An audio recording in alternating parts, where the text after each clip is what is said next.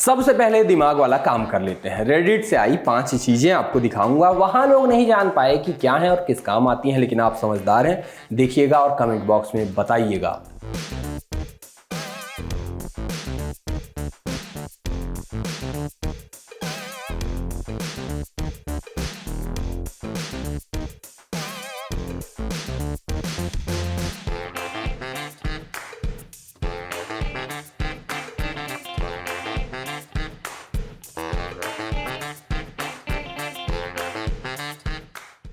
मेरा नाम है आशीष, शो का नाम है सोशल लिस्ट। वैसे भी आजकल लिस्टें ही चल रही हैं, किन चीजों की आगे होगी फिक्र, आइए जानते हैं।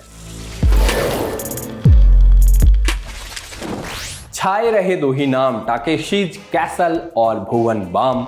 हिंदी दिवस पर क्या इस साल लोग कुछ नया बोले, ये बताएंगे और आपको दिखाएंगे इंटरनेट पर रोचक मानी गई कुछ चीजें।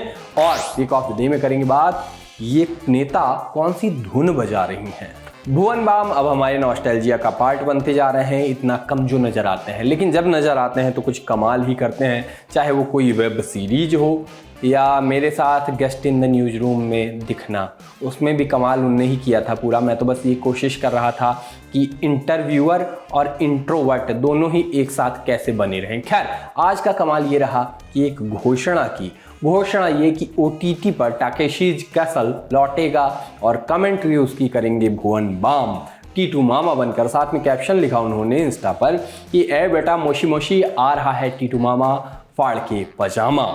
Amazon प्राइम वालों ने भी लिखा it's happening, the most awaited comeback of all time, Takeshi's Castle featuring Bhuvan Bam on Prime. अपना हैशटैग यूज किया, फिर आगे कमिंग सून वाली बात कह दी। इसके बाद ही थी फैंस की।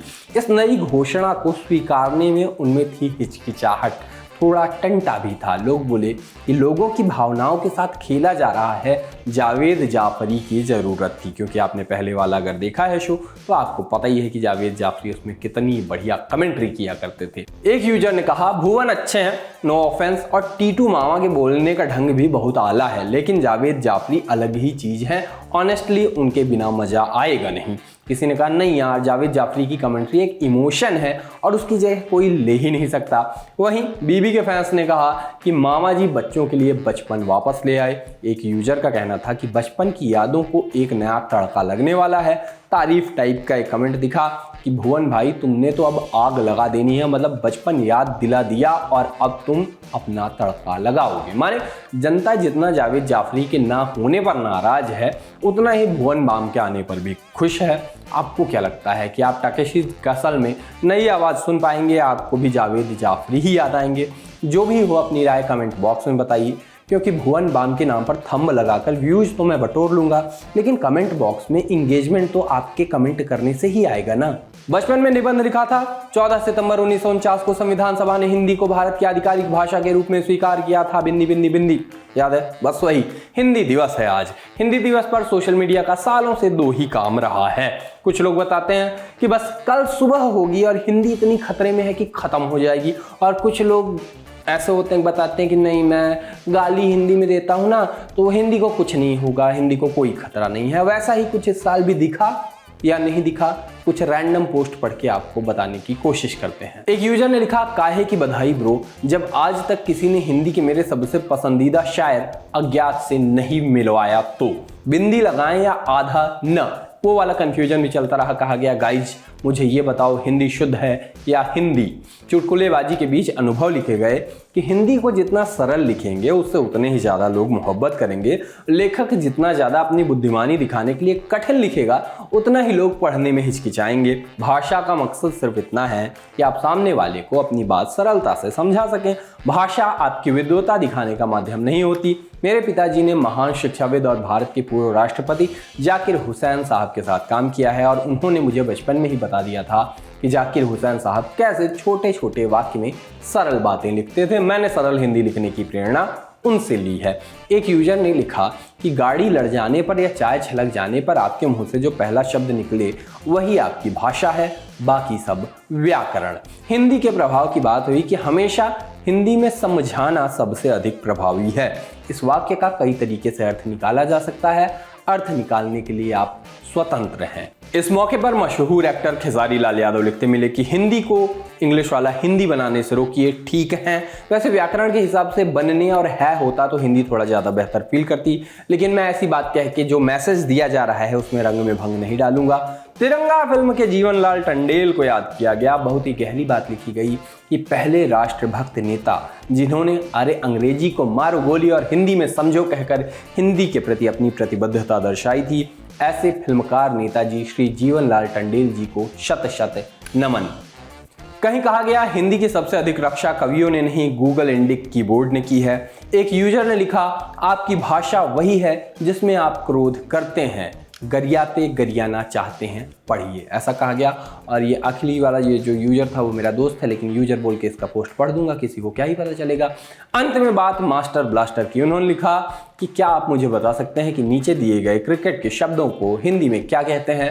Umpire, wicket keeper, fielder, helmet. पता हो तो आप कमेंट बॉक्स में बता सकते हैं। अब करते हैं बात सोशल मीडिया पर यत्र तत्र सर्वत्र दिखे मजेदार या रोचक पोस्ट की। रोहित पर लदे कोहली की फोटो पर एक यूजर ने लिखा, जब पापा बाहर जाएं तो स्कूटर के आगे खड़ा 7 साल का मैं। स्कूटर के आगे खड़ा होने का यहाँ क्या मतलब है? आपको अगर समझ में नहीं आया हो तो माफ करिए और खुद को 90s किड मत कहिएगा दोबारा। फूल और फुलौरी कहकर ऋषि कुमार सिंह नाम की यूजर ने एक सब्जी के फूल और उससे बनी पकौड़ियों की तस्वीर शेयर की। पोस्ट में सब्जी का नाम था, मैंने छुपा दिया है, आप फूल देखकर पहचानिए कि इससे कौन सा फल निकलता है। पता न चल पाया हो तो एक बार फिर से माफ करिए और खुद को कभी देसी मत कहिएगा। ऊपर वाले का दर्शन और छुट्टी दोनों में क्या अंतर है? सच्चे मन से चाहो तो ऊपर वाले का दर्शन आसानी से मिल जाएगा, लेकिन छुट्टी नहीं मिलेगी। लेकिन आकांक्षा नाम की एक यूजर को 2 मिनट में बॉस ने छुट्टी दे दी, 2 ही मिनट में, मतलब वो वाला नूडल बनने के पहले ही छुट्टी दे दी, और वो भी 10 दिन की छुट्टी दी। ट्विटर पर पोस्ट किया उन्होंने, 4.5 लाख लोगों ने ये बात देखी। लेकिन अब लोग ये खोजने और सोचने में लग गए हैं कि नीचे 2 मैसेज जो उस कन्वर्सेशन में डिलीट हुए थे उनमें क्या रहा होगा। डिलीटेड मैसेज से याद आया कि एक बहुत छोटा और एक बहुत सार्थक सा ट्वीट दिखा था।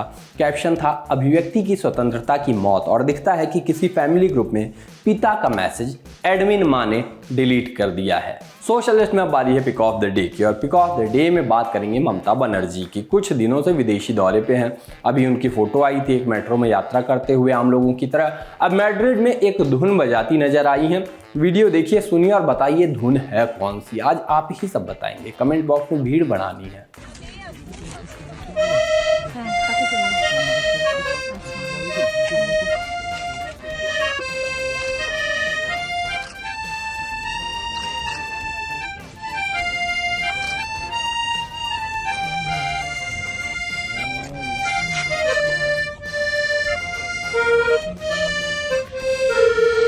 बाकी आज के सोशल लिस्ट में इतना ही। कल कमेंट में आपको क्या क्या बताना है वो बताने के लिए मैं कल फिर से आऊँगा। तब तक के लिए जाऊँगा टाटा।